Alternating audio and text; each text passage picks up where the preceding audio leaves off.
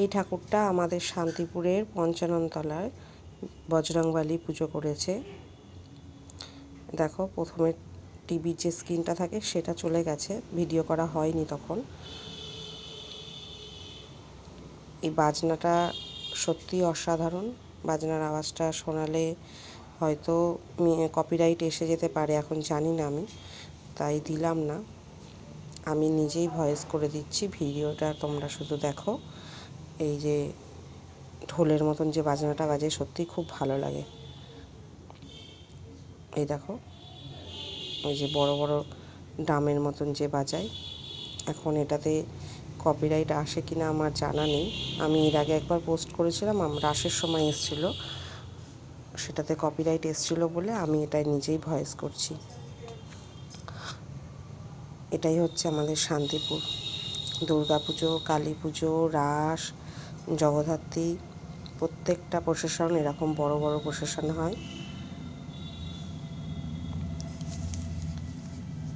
আর কোথায় এরকম বড় বড় প্রসেশন হয় একটু জানিও কমেন্টে। এই দেখো, দুর্গা পুজো তো এই রকম বড় বড় আলোগুলো রাসে করে। দুর্গা পুজোয় সাধারণত খুব একটা বড় আলো হয় না, ছোট ছোট আলোগুলো হয়। বাড়ির সামনে দিয়ে যাচ্ছে ঠাকুরটা, ভিডিও করলাম। মোটামুটি বেশিরভাগ ঠাকুরই বাড়ির সামনে দিয়েই যায়, ডাকঘর দিয়ে অল্প কিছু যায়, কারণ এটা তো একটা প্রসেশন রোড, ওই জন্যে সব ঠাকুরই দেখতে পাই মোটামুটি।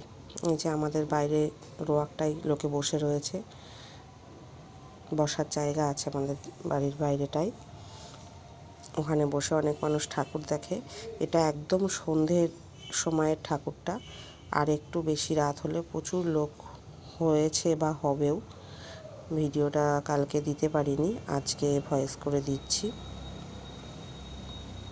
এখান দিয়ে প্রায় রাত্রির 1:30-2 পর্যন্ত ঠাকুর গেছে কালকে। এই ঠাকুরটা একদম সন্ধ্যের দিকেই এখান দিয়ে গেছে, তার একটা ভিডিও করলাম। এই দেখো বজরংবলী ঠাকুরটা, দেখো কত বড় বজরংবলী।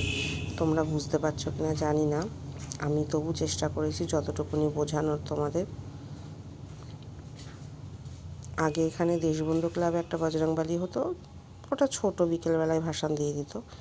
এবার দেখলাম 2টো বড় বড় এরকম বজরংবলী গেছে, আর একটা রাতের দিকেও গেছে, সেটা আর ভিডিও করা হয়নি।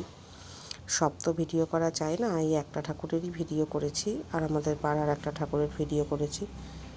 পাড়ার দুর্গা ঠাকুরটা 30 বছর বাদে এবার বেরিয়েছে। পাড়ায় আমাদের রাসে খুব বড় প্রসেশন হয়,